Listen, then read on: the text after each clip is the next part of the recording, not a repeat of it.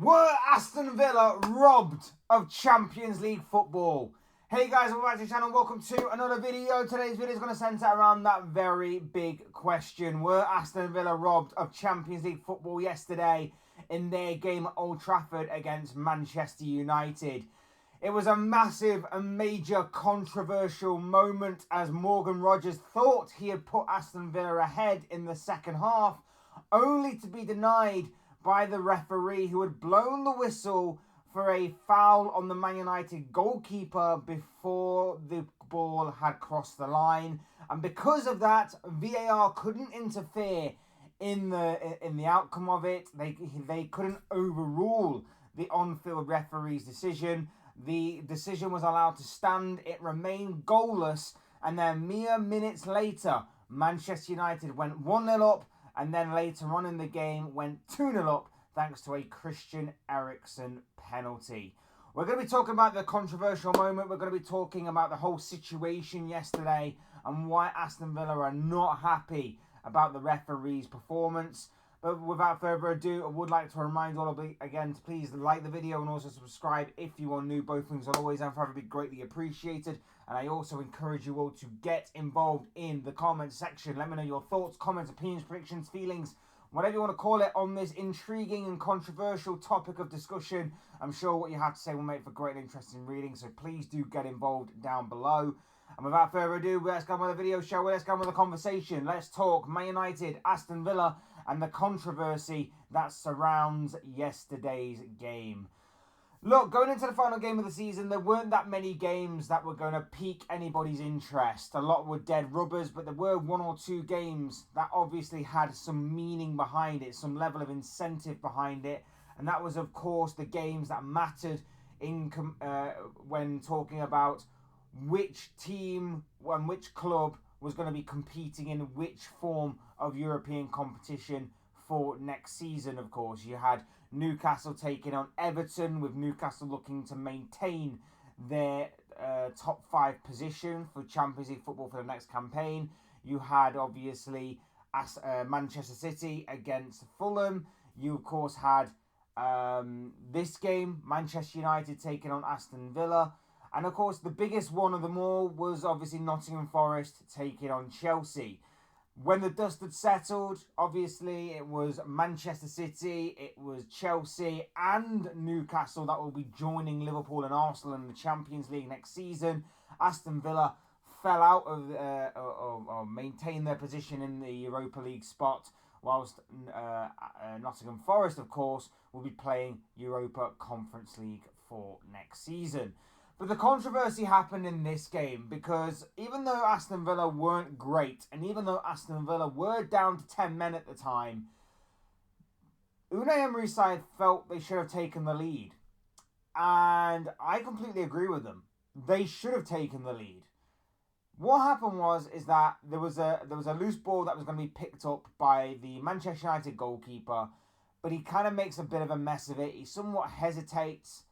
And before he has full control of the ball, Morgan Rogers manages to kind of kick the ball against him to make him even more lose control of the ball and for it to kindly fall into his path.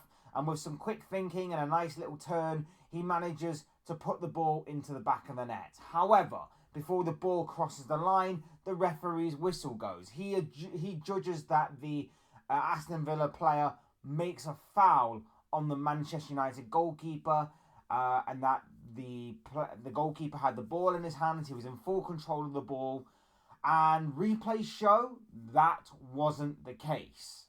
Replays show that he didn't have full control of the ball. Morgan Rogers had every right to make a play for the ball, and after doing so, correctly scores.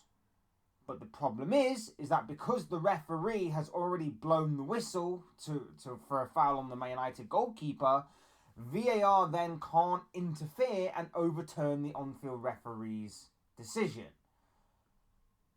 It's a poor moment from everybody involved. And once again, we are here talking about yet another controversial referee and VAR moment.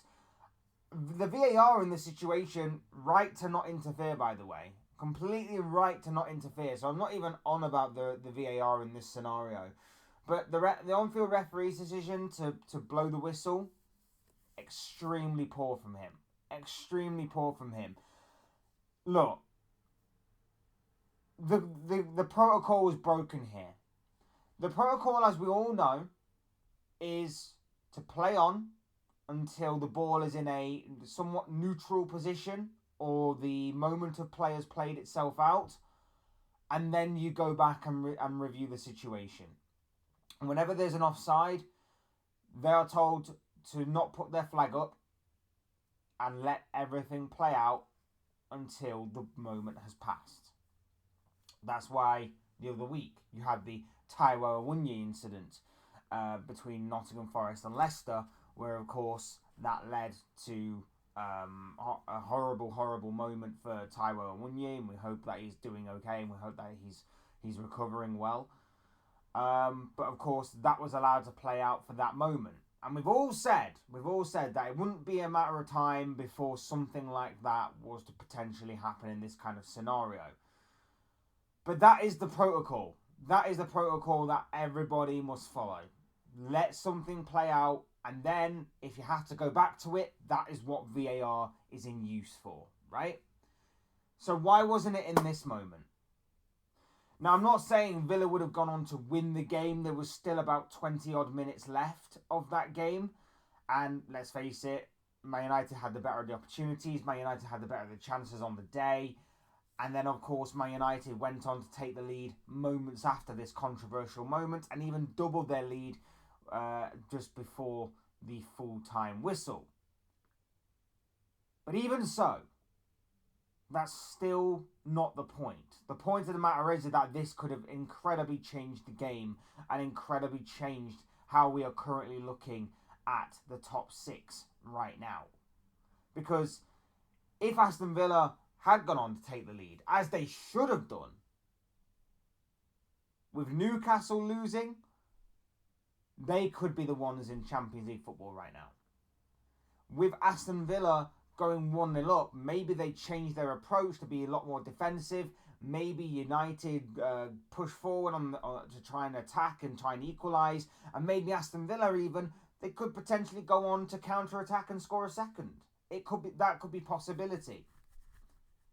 Maybe news filters through to St James's Park that Aston Villa had scored and are winning in that game.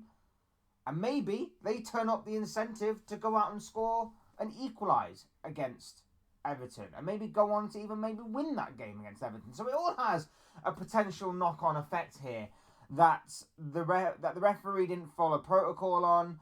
And obviously, like I say, VAR couldn't interfere with. And after the game, during the game, you could clearly tell that Unai Emery and Aston Villa were extremely frustrated with the referee and the protocol not being followed there. Unai Emery was again frustrated with the referee in his post-match interview. He said that he's already made his views and everything very aware and very clear to the referee on the day. And even in the aftermath of the game, it's been revealed that Aston Villa have officially written to the Premier League and asked why there was an inexperienced refereeing the game, in their words, in a game of this magnitude. And again, I think the referee has somewhat panicked. I think he's somewhat bottled it, and I think that protocol has not been followed. And of course, this now leaves the possibility or the what-if kind of scenario of, again, what if Aston Villa have missed out on Champions League football because of this? Now, of course, I don't necessarily think it relies solely on one game. You could go back over the course of the season and see that Aston Villa did drop points in games that they should have probably not dropped points in order to build up to this moment where they lost Champions League qualification because of all of those things. But given the scenario at play, it is a big factor. It is a big factor because it was happening there and then in the moment. The what if scenario is, what if this has cost Champions League money and Champions League qualification for Aston Villa? Now, don't get me wrong, Europa League isn't necessarily a bad consolation prize to Villa, especially considering that they have a manager who is notorious for winning this kind of competition. But at the same time, I think you'd rather be competing with the biggest and with all due respect, the bigger of the trophies and the competitions, rather than, with all due respect again, the lesser ones. Even though, again, the Europa League football had the likes of 16th or 15th and 17th competing in the final this year between Manchester United and Tottenham. And of course, like I say, Aston Villa and Unai Emery, no stranger to winning this competition, is the Spanish manager.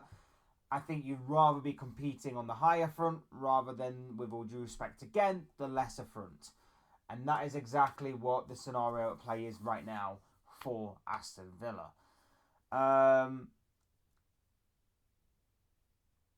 I'm interested to see if anything does come about of this. Obviously, it doesn't change the outcome of the game, but Newcastle will be thanking their lucky stars because obviously they lost yesterday to Everton, so it affects them. They're happy that the referee made this call. Of course, Man United are somewhat happy in a way that they made this call because they won the game. But obviously, it wasn't right in the way that protocol was not followed. The game wasn't allowed in that moment to play itself out. And I think the referee, like I say, I think he bottled it. He made a poor decision. And look, it is horrible. And this is what I keep saying. There's no repercussions for these actions and these moments. The referee gets away with it scot-free. It's Aston Villa who are the ones punished. You could maybe even argue that Newcastle also benefited from this and could also benefit hugely from this. We could be sat here in a year's time, and depending on what obviously has happened and transpired, Newcastle, with that Champions League money, the Champions League injection, the incentive to then keep players on that maybe they would have lost otherwise, maybe could go on and do well in the competition next year. Who knows? So we could be looking back on this as a monumental and major moment in the future seasons of both Aston Villa and Newcastle. But yes, protocol certainly was not followed in this moment. I think Aston Villa were robbed. Again, it doesn't necessarily mean that Villa would have gone on to win this game, but they would have had a better opportunity at doing so and obtaining Champions League football for the next campaign. But that isn't to be. I'm interested to see if there is any repercussions, if there is any sort of rebuttal to this, but I don't think there will be. I know that obviously a few years ago, Sheffield United were angry that the goal line technology wasn't working in their game, conveniently and coincidentally against Aston Villa. They wrote to the Premier League about it. Nothing was done about that. So I don't think anything will be done. The referees once again get away with it scot-free. And I don't know. I don't know if there is going to be anything that is going to be done about it. And mainly what I'm talking about here is the only thing that can be done about it is that the rules need to be clear and crystal and followed down to a T. You have to let things play out. You either have to let things play out or you have to basically have to make a decision in the moment. You can't have it both ways. You can't be 50-50 on it because of the inconsistency levels that will rise from this. So either you make a snap decision in the moment and therefore you probably have to get rid of that VAR aspect, or you have to let things play out in the way that they do and not blow the whistle until the ball is either in a neutral position or the attack has fizzled out. One way or another, something has to change in that particular aspect. But look, those are just the thoughts, comments, opinions, predictions, feelings, whatever you want to call it, of this guy. I want to know what you guys think. What do you make of yesterday's major controversial moment in the game at Old Trafford between Manchester United and Aston Villa? Were Aston Villa robbed, or do you see it differently? Let me know what you guys are thinking and feeling down below in that comment section. I'm sure what you have to say will make it for great and interesting reading. Otherwise, hit the like button on the way out if you enjoyed the video. Subscribe if you are new and want to see more content like this. Both things will always and forever be greatly appreciated. And as always, thank you all so much for watching and listening. Thank you all for your continued or brand new support to the channel. Whichever one it is, it really means a great deal to me. So thank you guys. You guys are absolutely awesome. It will always be appreciated and never taken for granted. Stay tuned to the channel this week. We've got a lot of end of season content for us to sink our teeth into. We've got end of season review. We've got Premier League team of the season as well coming up, or my personal team of the season. We've got a look ahead to the Europa Conference League final. We've got a look ahead to obviously the Champions League final, plus some other content as well that I'm sure will spring up over the course of the next couple of months as well, in terms of, you know, looking ahead to next season. We're obviously going to have transfer gossip as well. So there are some great things to look forward to over the summer on this channel that I'm looking to try and put into action. So again, your support really does mean the world to me. So thank you, thank you, thank you. I've been Fletch. This has been another Fletch Talks video, and I'll see you speak to you all again soon, guys, in another video or live stream or whatever it may be. Cheers, guys. Thanks everyone for watching. Take care. Enjoy the rest of your day, and I'll speak to you all again very, very soon.